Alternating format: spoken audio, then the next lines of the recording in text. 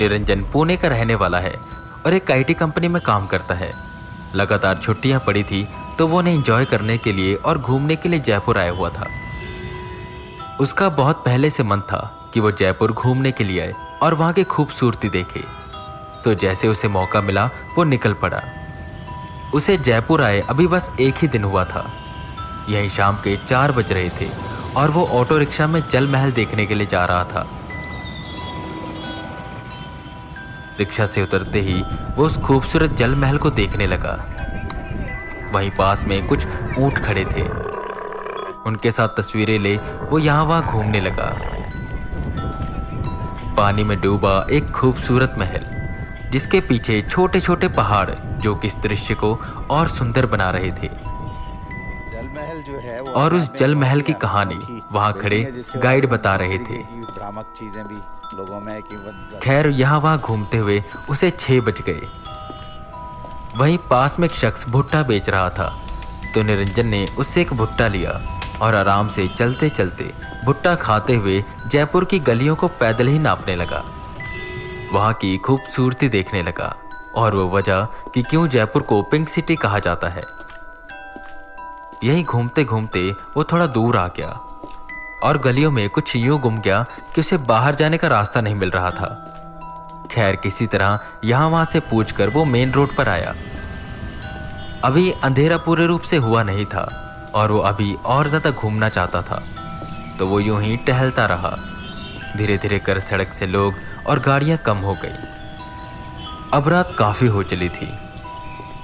कुछ दूर यूं ही घूमने के बाद उसने वक्त देखा तो रात के 11:30 हो रहे थे और उसे पता ही नहीं चल रहा था कि वो किस जगह है। दूर दूर तक कोई दिखाई नहीं दे रहा था।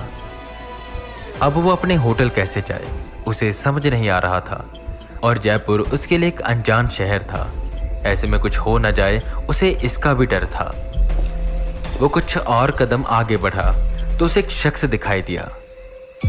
राजस्थानी लिबास में, सर पे पगड़ी पहने, और उम्र उसकी यहीं करीबन 40 से 45 साल की थी। निरंजन उसके पास गया और बोला, भाई साहब मुझे मेरे होटल जाना है और कोई साधन नहीं मिल रहा। आप बता सकते हैं कि यहाँ रिक्शा और टैक्सी कहाँ से मिल सकता है? बीड़ी का एक कश लेके उसने धुआं ऊपर की ओर छोड़ा और बोला, हाँ मैं तुम्हारे साथ चलता हूँ, यहीं पास में तुम्हें ऑटो मिल जाएगा। निरंजन को एक बात अजीब लगी। वो शख्स उससे नजरें चुरा रहा था। इसकी वजह वो नहीं जानता था। खैर उसने ज्यादा ना सोचते हुए उन्हें धन्यवाद कहा और उनके साथ साथ जाने लगा। वो शख्स निरंजन को लेकर आगे बढ़ता जा रहा था और वो उससे ज्यादा बातें नहीं कर रहा था। वही निरंजन उससे बार बार कुछ न कुछ पूछ रहा था और उससे बात करने की कोशिश कर रहा था, पर वो शख्स बस मौन ही था। चलते चलते यूं ही कुछ वक्त गुजरा और वो मेन सड़क से दूर एक सुनसान रास्ते पर आ गए। निरंजन को डर लगने लगा और वो सोचने लगा कि कहीं ये कोई चोर डाकू तो नहीं। निरंजन अपने कदम पीछे की ओर करने लगा कि वो शख्स एकदम से बोला, डरने की जरूरत नहीं है, बस मेरे साथ साथ चलते रहो। उस शख्स ने पलटकर देखा भी नहीं था और फिर भी उसे पता चल गया कि निरंजन पीछे की ओर जा रहा है। ये बात निरंजन को भी चौंकाती है और ना चाहते हुए वो उसके पीछे पीछे जाता है। कुछ दूर जाने के बाद वो शख्स रुका। निरंजन चौकन्ना हुआ कि वो शख्स एक तालाब की ओर इशारा करते हुए बोला, तुम्हें पता है वहां क्या है? निरंजन ने उस तालाब की ओर देखा जो सड़क से लगकर बस थोड़ा दूर थी। नहीं मुझे नहीं पता, निरंजन बोला। तभी वो शख्स उस तालाब के पास गया और बोला, यहाँ आओ और देखो। निरंजन वहां आया और जो उसने देखा उससे उसकी आंखें फटी की फटी रह गई। उस पानी के अंदर ढेर सारे गहने और सोना पड़ा था। ये यहाँ कैसे? निरंजन हैरान होकर बोला कि तभी वो शख्स हंसते हुए कहता है, चाहिए तुम्हें? निरंजन एक पल तो चौंका। इतना सारा सोना, अगर ये मिल गया तो मेरी सारी जिंदगी मस्त हो जाएगी। नौकरी छोड़कर बस ऐश करूंगा और जो सर पर कर जाए उसे भी उतार दूंगा। निरंजन मन ही मन सोच खुश हो रहा था, पर उसके मन में एक शंका सी आई और उसने पूछा, पर ये सोना है किसका और यहाँ क्या कर रहा है? उससे तुम्हें क्या लेना, अगर चाहिए हो तो बोलो, उस शख्स ने कहा। निरंजन बिना देर किए हुए बोला, अरे कोई बेवकूफ़ी होगा जो ना बोलेगा। जिस पर वो शख्स अजीब तरह से मुस्कुराया और बोला, तो ऐसा करो, तुम अंदर जाओ और ये सोना मुझे पकड़ाओ, बाद में आधा आधा कर लेंगे। जिस पर बिना कुछ सोचे समझे निरंजन ने अपनी पैंट ऊपर करी और पानी में घुस गया। जब निरंजन ने तालाब के बाहर से देखा था तो उसे वो सोना बिल्कुल आगे ही दिखाई दे रहा था, पर पानी के अंदर जाते ही वो सोना थोड़ी दूर नजर आने लगा। खैर, वो आगे बढ़ने लगा, पर जैसे जैसे वो आगे बढ़ता सोना और दूर होता जाता। पानी अब तक उसकी छाती तक आ गया था। भाई साहब, ये सोना तो आगे जा रहा है, मुझे कुछ समझ नहीं आ रहा, मैं वापस आ रहा हूँ। नहीं नहीं, आगे बढ़ते रहो, वहीं होगा, थोड़ा सा मुस्कुराते हुए उस शख्स ने कहा। निरंजन को कुछ अजीब लगा। उसने पलट कर देखा तो वो शख्स एकटक उसकी ओर देखते हुए मुस्कुरा रहा था। हालांकि अंधेरा काफी था, पर बगल में लगी स्ट्रीट लाइट से वो उसका चेहरा देख पा रहा था।